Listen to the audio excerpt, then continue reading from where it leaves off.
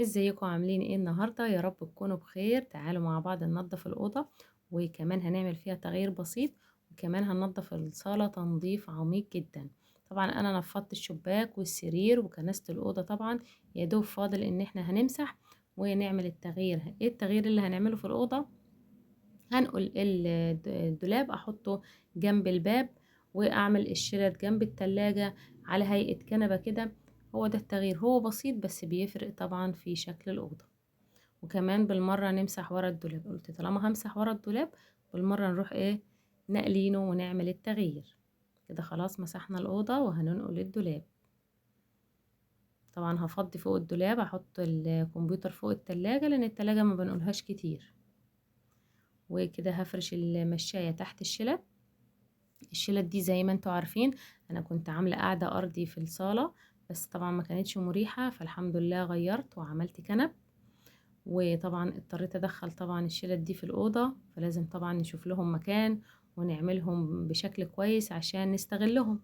فطبعا عملناهم على هيئة كنبة كده في الأوضة. هما كانوا جنب الباب فحبيت اغير اوديهم الناحية التانية جنب التلاجة.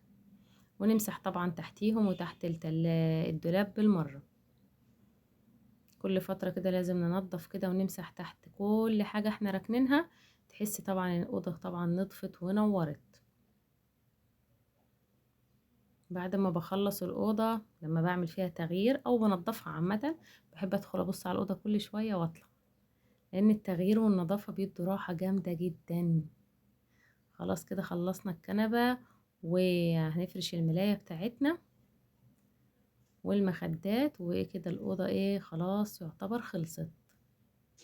طبق بس البطانية تطبيقة حلوة كده ونحطها، وكده خلصنا الشلت بتاعتنا، عملناهم على كنبة على جنب، وخلصنا السرير بتاعنا ونفرش السجاد.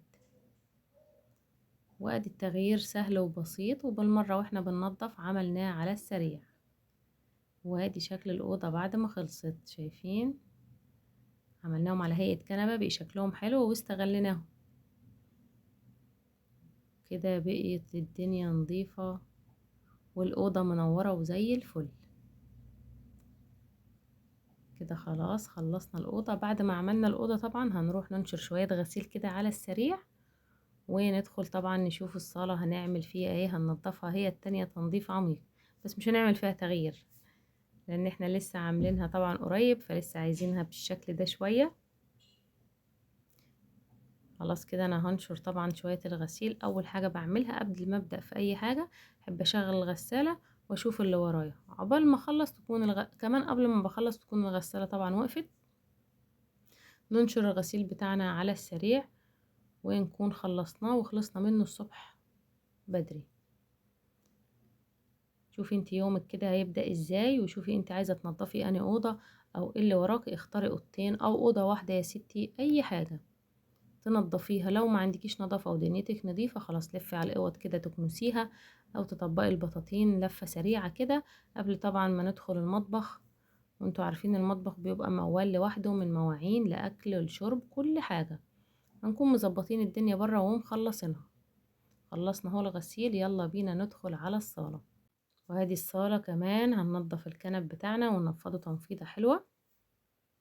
وكمان هنشيل السجادة بتاعتنا ونكنس الصالة ونمسحها كمان.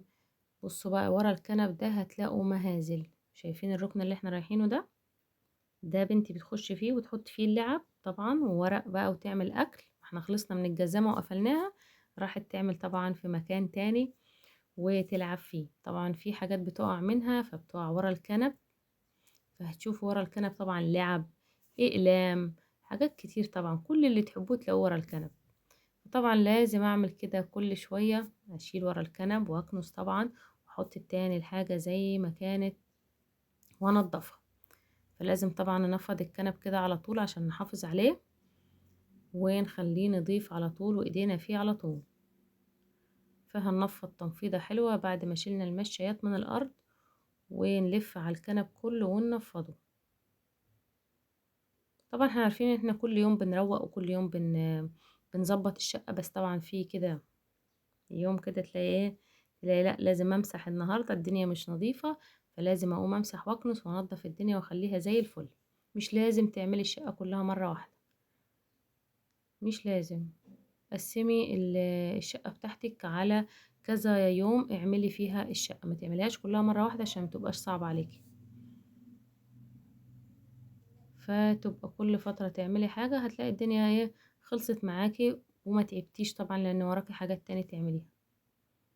خلاص كده نفضنا لكل حاجة. هنكنس طبعا السجادة بتاعتنا اللي احنا عايزين نرميها بأسرع وقت. السجادة دي لما بيتحط عليها، لما بيقع عليها حاجة تيجي تشيل البقعة ما بتطلعش. فأنا أصلا كرهاها السجادة دي، بس أنا مستحملاها عقبال ما أجيب غيرها طبعا، لأن هي أصلا مش لايقة على الكنب اللي أنا عملته، فهنضطر نستحملها لحد ما نجيب غيرها. هنمسح بقى الترابيزة بتاعتنا. هي أول واحدة دي هي اللي بتبقى متبهدلة، الاتنين اللي جوه طبعا ما بنستعملهمش كتير، بس ده طبعا بنتي بتقعد تاكل عليها ساعات وتقعد تلعب عليها، فطبعا بتتبهدل. فقلت بالمرة انضفها، عشان طبعا هي جت من جنبي ليه؟ عشان خاطر الوردة عايزة تلعب فيه. شايفين؟ بس ما لحقتش طبعا. هنرجع طبعا الازاز تاني زي ما كان، ونمسح الترابيزتين التانيين على السريع لان هما مش متبهدلين.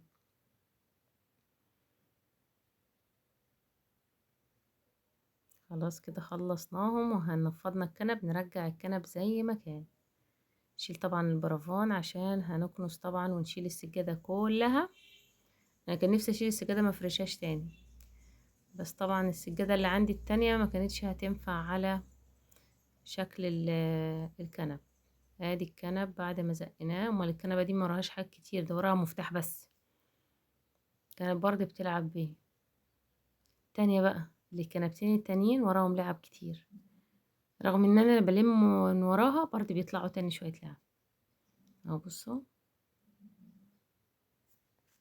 اهو مسطرة، مكعبات. الطبق ده برضه بتلعب بيه بتاعها. ده غير كمية اقلام بقى، كل شوية عايزة نذاكر. اهو شايفين؟ نلم بقى كل حاجة ونرجعها تاني زي ما كانت. والكنبة الأخيرة دي برضه هنلاقي وراها حاجات طبعا ننضفها.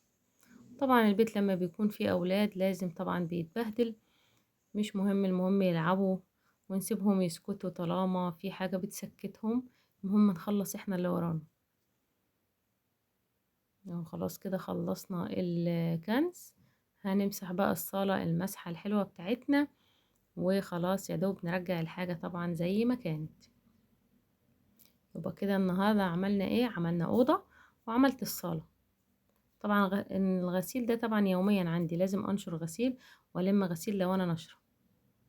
وكده خلاص اهو مسحنا الصالة وخليناها زي الفل. اهو كده خلاص خلصنا الصالة. مش عارفة بنتي راحت فين، هي كانت قاعدة تتفرج على التلفزيون، بس تلاقيها دخلت لها في أوضة تلعب في اي حاجة تاني. فرصة وانا ايه مش فاضية. اهو بصوا خلصناها. يلا بقى نفرشها ونرجعها زي ما كانت. اهي جت تفرش معايا طبعا السجادة، ونرجع الكنب تاني زي ما كان. هو ده الكنب زي ما انتوا عارفين، عاملين فيديو قبل كده للصالة بعد ما غيرناها وخليناها كنب زي ما انتوا عارفين. وكده نكون عملنا النهاردة الشغل بتاع النهاردة. انا النهاردة مثلا هعمل ايه، تشوفي انت مثلا هتعملي ايه النهاردة وتظبطي الدنيا وتعملي الحاجة اللي انت ناويتي تعمليها من بالليل. يعني انا كنت ناوية انضف الأوضة دي وانضف طبعا الصالة التنفيضة دي.